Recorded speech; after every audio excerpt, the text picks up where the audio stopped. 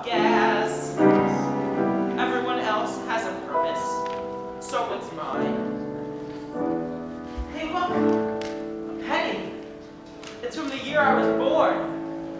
It's a sign.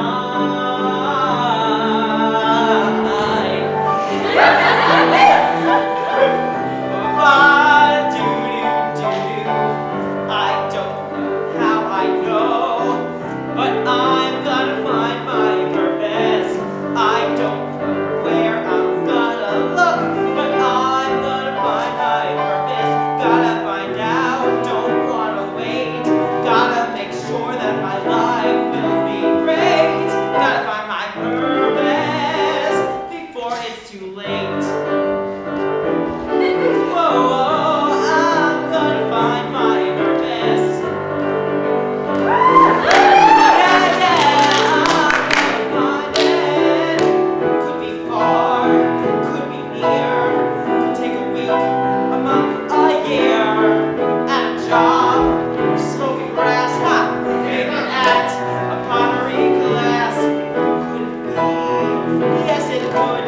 Something's coming, something good. I'm gonna find my purpose, yeah. I'm gonna find it. What will it be? Where will it be? My purpose in life is a mystery. Gotta find my purpose. I gotta find me. Whoa, I'm gonna find my purpose. Purpose, purpose, purpose, yeah, yeah. I gotta find me.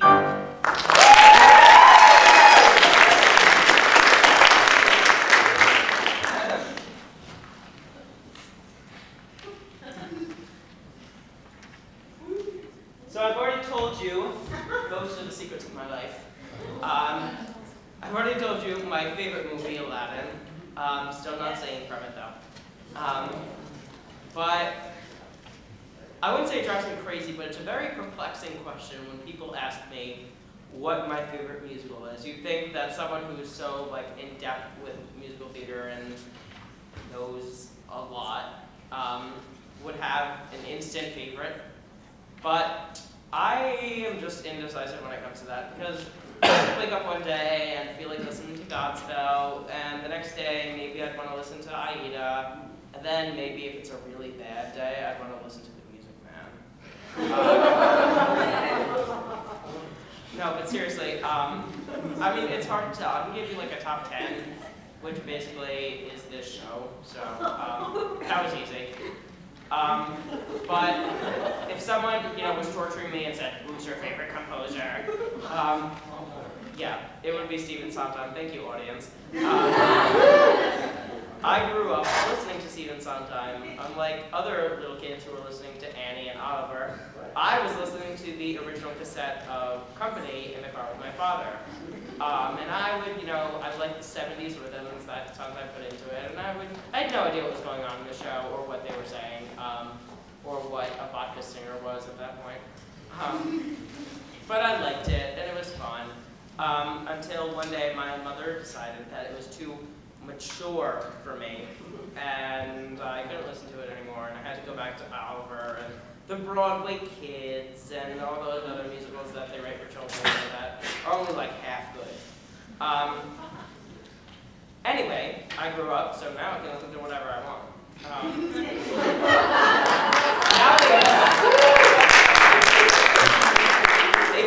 They've even let me see Company on stage. I've been let out. Anyway, so Sondheim is my favorite composer. Please don't ask me what my favorite Sondheim song is. I don't have an answer. I don't know what you just said. But this next song is definitely one of my favorites, so I guess that's kind of a fake answer. And I've been performing it for a long time. It's from Sweeney Todd, and it is a nice moment of tenderness in the second act amongst all the murderers and scary train whistle sounds that they make when people die.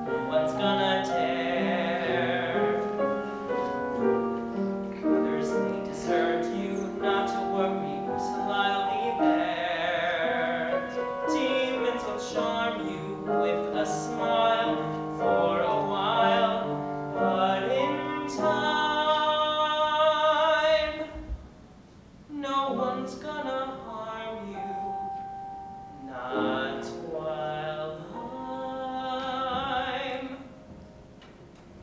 around.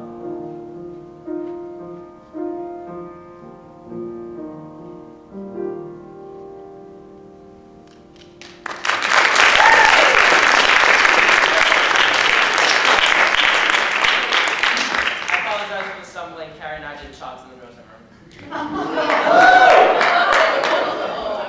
She was so happy. She was so happy the kite was over. She just, you know.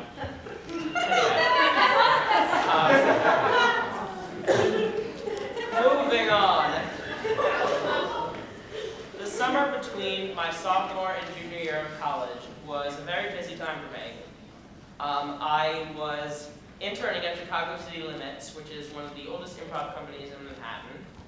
I was babysitting for a neighbor and making a lot of money.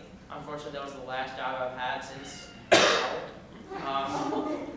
and to top it all off, I had been cast as Mark in a community production of Rent. I was hoping you would clap while I drank water. It's too late now.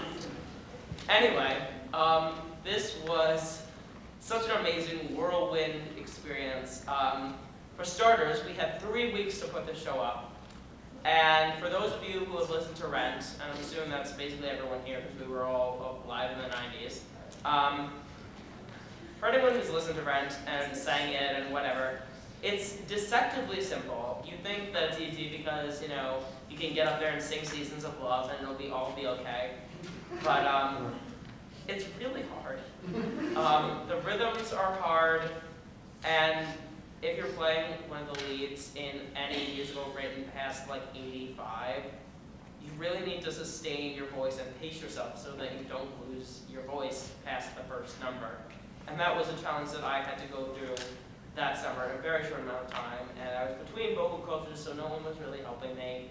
But this isn't a sob story.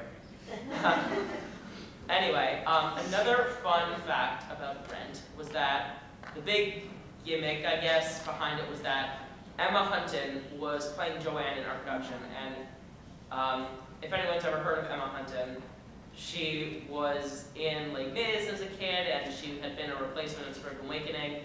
And during rehearsals for Rent, she actually booked the first national tour of Next to Normal. And now she has come full circle because she's playing Maureen in the off-Broadway production